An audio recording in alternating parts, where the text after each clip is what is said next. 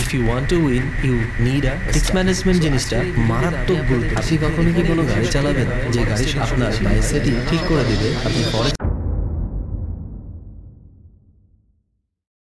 ভাবুন তো, যদি আমি আপনাদেরকে বলি যে ফরেক্স ট্রেডিং করে আপনারা আপনাদের ফিনান্সিয়াল ফ্রিডম পেতে পারেন, পূরণ করতে পারেন আপনাদের সকল স্বপ্নগুলো। কথাগুলো শুনতে আসলে স্বপ্নের মতো মনে হচ্ছে, তাই না? কিন্তু এটা সত্যি করা সম্ভব যদি আপনি ফরেক্স ট্রেডিংটি সুন্দর করে গুছিয়ে করতে পারেন। আসলে বেশিরভাগ নতুন ট্রেডাররাই লুজার হয়ে থাকে। তার কারণ হচ্ছে তারা কোনো কিছু না বুঝেই মার্কেটে ঢুকে পড়ে। মার্কেটে একটি কথা প্রচলিত আছে, সেটি হচ্ছে if you want to win you need a strategy. So আজকের এই ভিডিওটিতে আমি আপনাদেরকে শিখিয়ে দিব কিভাবে সঠিকভাবে ফরেক্স ট্রেডিং শুরু করতে হয়, যেন আপনারা হারিয়ে না যান সেই লুজার ট্রেডারের মাঝখানে। এবং ভিডিওটি শেষ পর্যন্ত দেখবেন, কারণ আমি ভিডিওটি শেষে আপনাদেরকে মাইন্ডসেট পরিবর্তন করার একটি চমৎকার জিনিস শিখিয়ে দিব, যার ফলে আপনাদের ফরেক্স ট্রেডিং আজকের পরে সম্পূর্ণ বদলে যাবে। সো দেরি না করে চলুন ভিডিওটি শুরু করা যাক।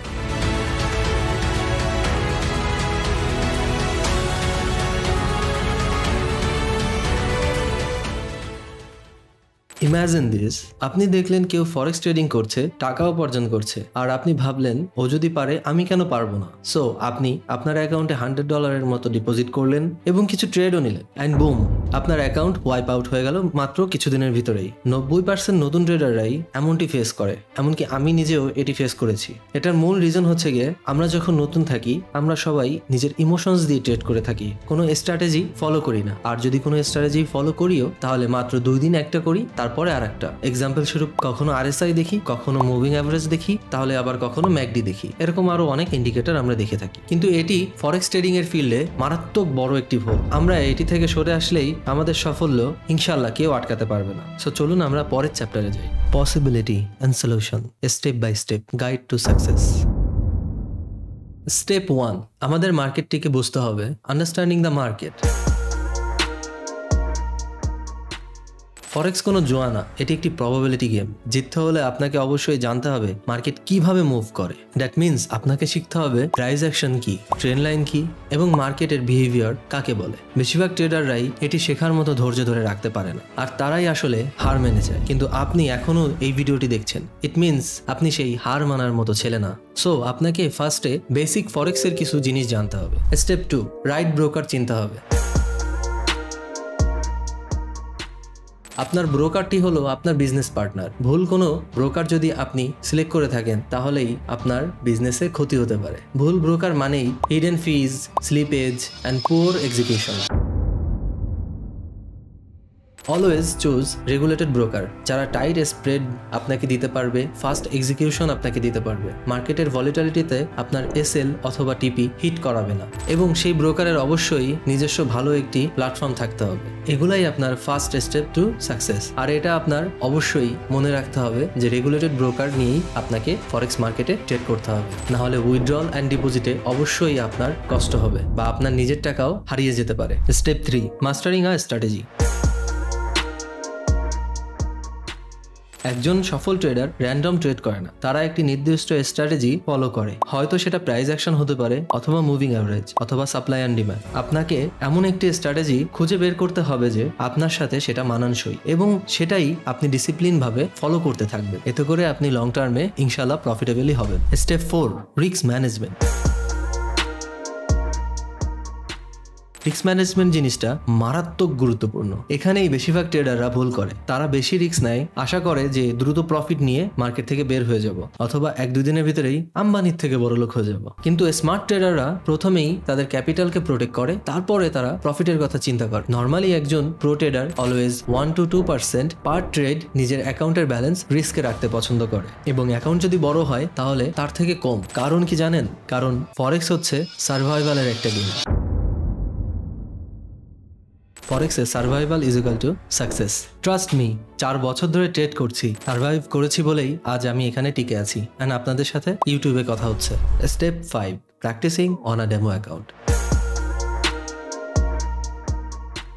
আপনি কখনো কি কোনো গাড়ি চালাবেন যে গাড়ি সম্পর্কে আপনি জানেন না অথবা আপনি গাড়ি চালাতে পারেন না? মাত্র 2 দিন হলো আপনি গাড়ি চালানো শিখেছেন, এখনো কোনটা ক্লাচ, আবার কোনটা গিয়ার, কোনটা অ্যাক্সেলারেশন এবং কোনটা ব্রেক এগুলো আপনি চিনেন না ভালো করে। আপনি ঘুলিয়ে ফেলেন, মিলিয়ে ফেলেন। আপনি কি এই গাড়ি নিয়ে কখনো চাবেন আপনি মেন রাস্তায় যেতে বা হাইওয়েতে যেতে? অবশ্যই না। আর যদি অ্যান্সারটা হ্যাঁ হয়ে থাকে তাহলে আপনি পাগল। তাহলে রিয়েল মানি দিয়ে ট্রেড করার আগে ডেমো অ্যাকাউন্টে অবশ্যই প্র্যাকটিস করতে হবে। একবার দক্ষতা অর্জন করলে লাইভ ট্রেডিং শুরু করুন। প্রপার রিস্ক ম্যানেজমেন্ট ফলো করতে হবে 1 to 2% পার ট্রেড। তাহলে অবশ্যই দেখবেন আপনি কোনো একটি ভালো রেজাল্ট মার্কেট থেকে নিতে পারতেছেন।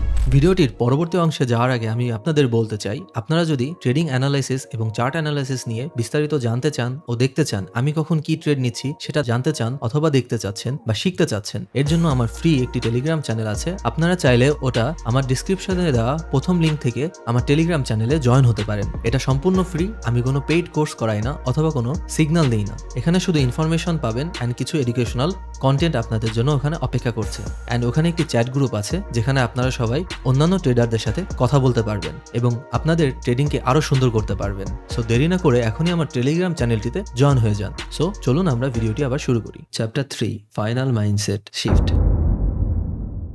এখন আসল কথা হচ্ছে আপনার মাইন্ডসেটই ঠিক করে দিবে আপনি ফরেক্সে সফল হবেন কিনা। ট্রেডিং মানেই প্রতিবার সঠিক হওয়া না। ট্রেডিং মানে আসলে হচ্ছে সঠিকভাবে নিজের রিস্ক ম্যানেজমেন্ট মেনটেন করা, কনসিস্টেন্ট ভাবে নিজের ট্রেডিং রুল এবং ডিসিপ্লিনটাকে ধরে রাখা। নিজেকে প্রফিটেবল করতে হলে লং টার্ম ভাবতে হবে। প্রফেশনাল ট্রেডাররা প্রফিট কখনোই চেস করে না, বরং তারা একটি প্ল্যান ফলো করে এবং সেই প্ল্যান মোতাবেক তাদের প্রত্যেকটি ট্রেড এক্সিকিউট করে। If you are serious about making money in forex, then আমার কন্টেন্টগুলো অবশ্যই আপনি একটি লাইক দিবেন। এতে করে আমি বুঝবো আপনাদের কেমন কন্টেন্ট পছন্দ হচ্ছে এবং আমাকে অবশ্যই কমেন্টে জানাবেন যে নেক্সটে কোন ভিডিওটি দেখতে চাচ্ছেন। আপনারা আমাকে যত বেশি কমেন্ট করে বলবেন, আমি ইনশাল্লাহ আপনাদের তত বেশি কন্টেন্ট দেওয়ার চেষ্টা করব।